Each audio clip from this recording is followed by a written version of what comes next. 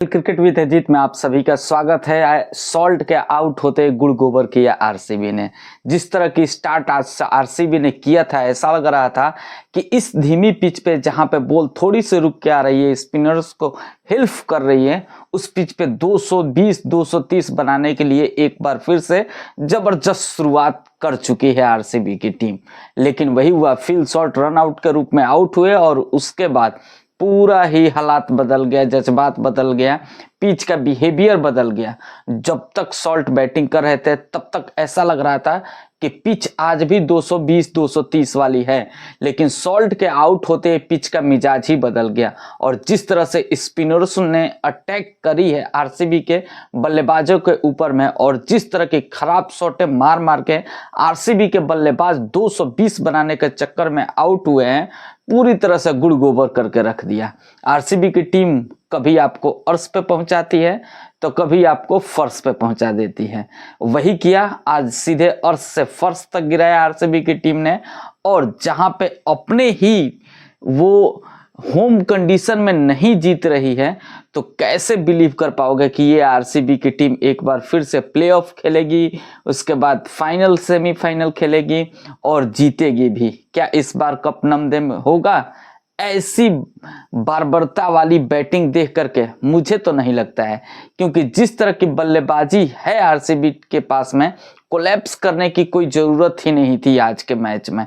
जिस तरह का शुरुआत मिला था वहां से यदि आराम से भी खेलते, पिच का बिहेवियर चेंज भी हो जाता, तो थोड़ा सा आराम से खेलते तो शायद 200 या 190 के पार जरूर पहुंच जाती है आरसीबी की टीम, और वो एक अलग दबाव होता है टोटल को चेस करने में दिल्ली के लिए।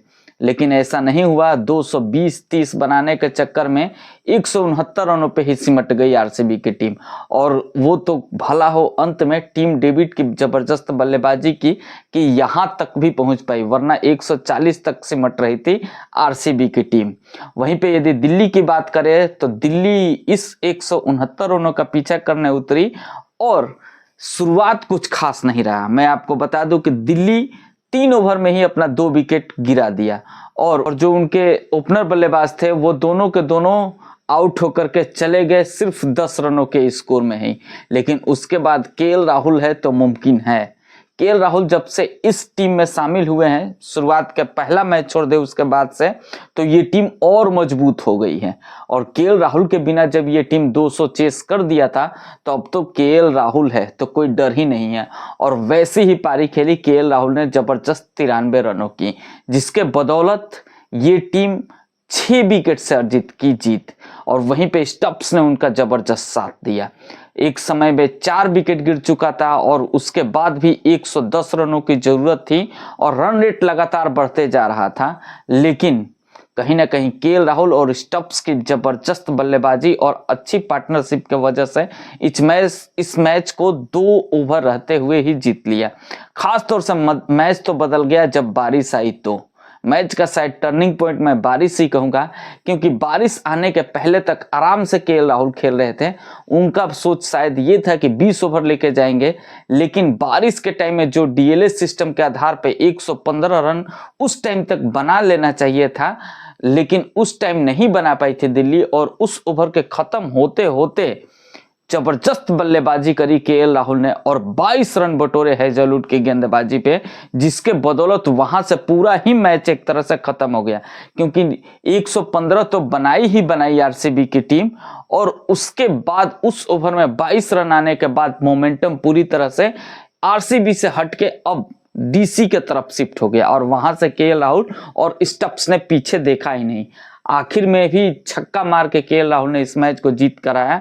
लेकिन अगेन यदि हम बात करें आरसीबी की गेंदबाजी और बल्लेबाजी की, तो थोड़ी सी यहाँ पे कप्तानी तो अच्छी कर रहे हैं रजत पाटीदार, लेकिन प्रोएक्टिव कप्तानी करनी पड़ेगी थोड़ी सी हो, क्योंकि हैजलवुड लगातार ये दूसरे मैच के मिडिल ओवर फेस में महंगे साबित हुए हैं। तो हैजलवुड को आपको कम से कम 2 ओवर पावर प्ले में ही डलवाना पड़ेगा। जब आप हैजलवुड को शुरुआत के 2 मैचों में पावर प्ले में डलवाए थे तो उसका नतीजा आपको अच्छा मिला था, विकेट निकाल करके दिए थे।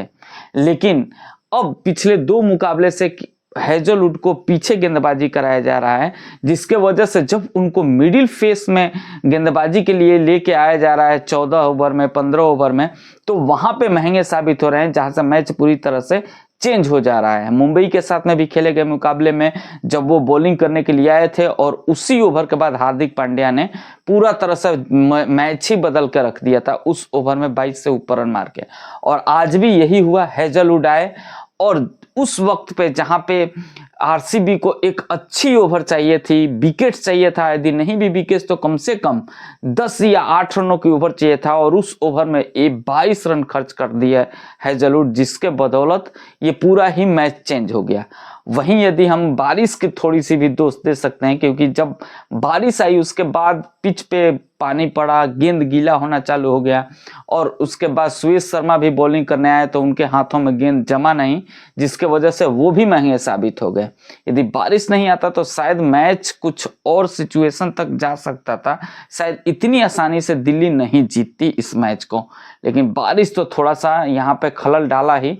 डीसी के फेवर में ये बारिश कहीं ना कहीं थोड़ा सा चला गया।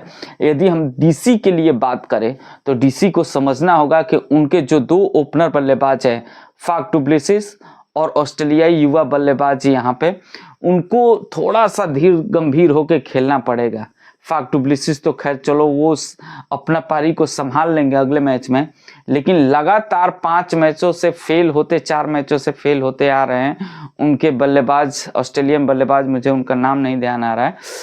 तो उनको समझना पड़ेगा कि एक अच्छा स्टार्ट देना ही पड़ेगा यदि आपको लंबा रन चेस करना हो। तो आपको मिडिल ऑर्डर के बल्लेबाजों ने दूसरी बार बचाया है, और पहले मैच में आपको यहाँ पे बचा के लेके गए थे उनके लोअर मिडिल ऑर्डर बल्लेबाज, और आज के मैच में बचा के लेके गए इनके मिडिल ऑर्डर बल्लेबाज केएल राहुल और स्टप्स जैसे बल्लेबाज।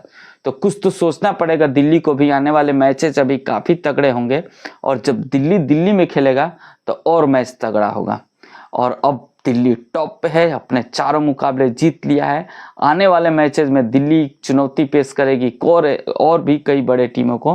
और बाकी आप लोग ये मेरे वीडियो देखते रहिएगा। उम्मीद है आपको वीडियो पसंद आया होगा, तो लाइक और चैनल को सब्सक्राइब जरूर करिएगा। मिलेंगे नेक्स्ट वीडियो में। जय हिंद।